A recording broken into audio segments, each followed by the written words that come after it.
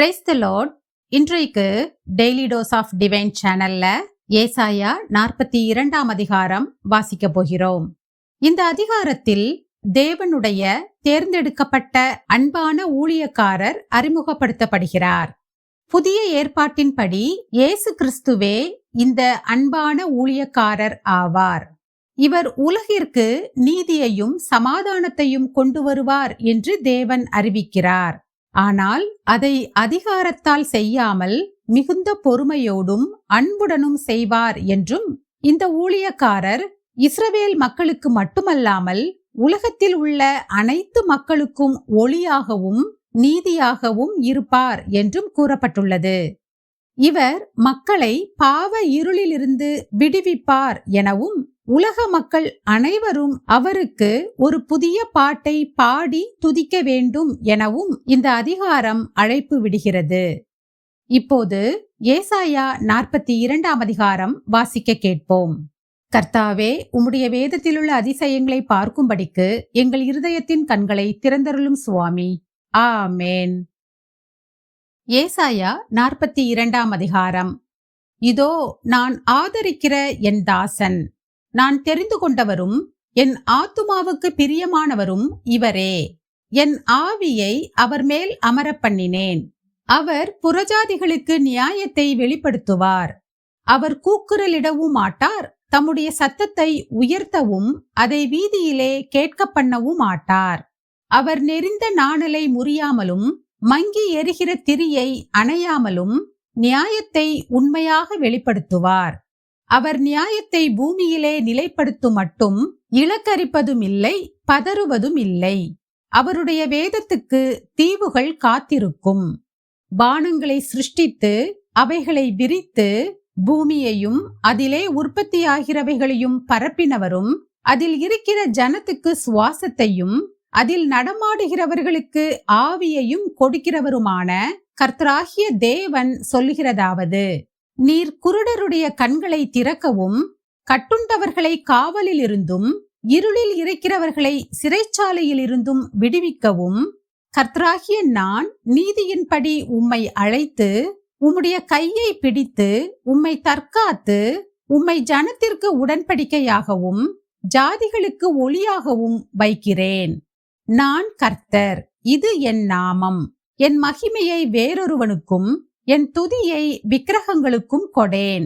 பூர்வ காலத்தில் தெரிவிக்கப்பட்டவைகள் இதோ நிறைவேறலாயின.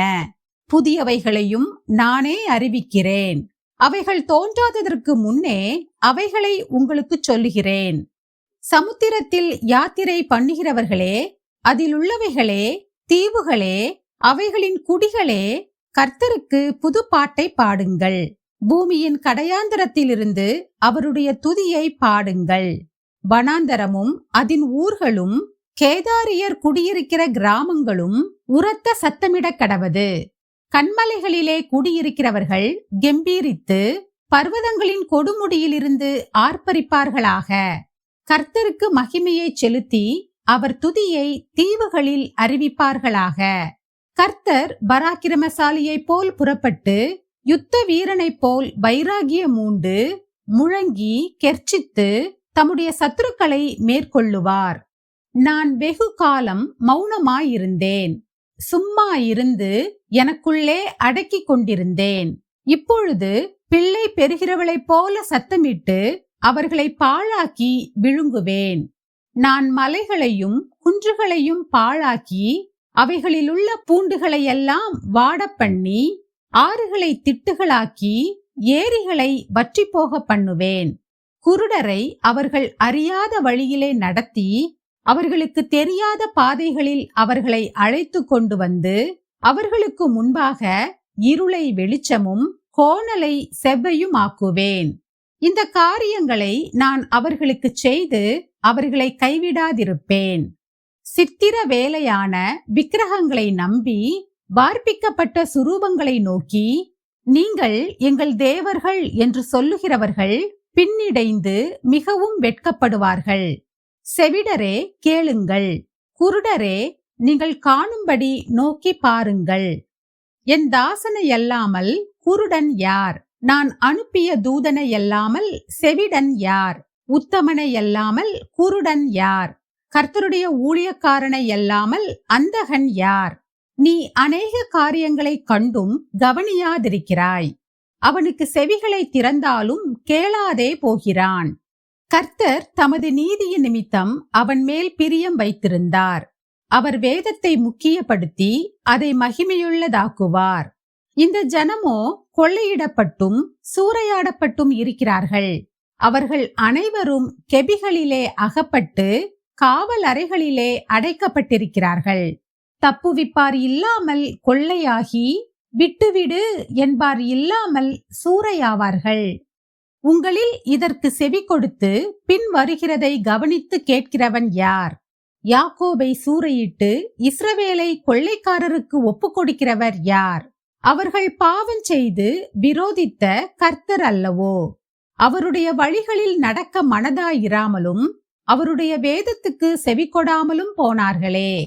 இவர்கள் மேல் அவர் தமது கோபத்தின் உக்கிரத்தையும் யுத்தத்தின் வலிமையையும் வரப்பண்ணி அவர்களைச் சூழ அக்கினி ஜுவாலைகளை கொளுத்தியிருந்தும் உணராதிருந்தார்கள்.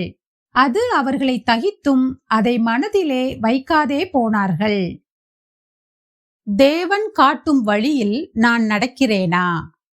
நாம் ஜெபிப்போம்.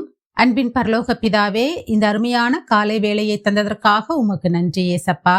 உம்முடைய வேதத்தின் வெளிச்சத்தில் நடக்க எங்கள் கண்களை திறந்து எங்களை வழிநடத்தும். இயேசுவின் மூலம் ஜெபிக்கிறோம் பிதாவே. ஆமேன், ஆமேன். நாம் அடுத்த நாள் வேத வாசிப்பில் சந்திப்போம். God bless you.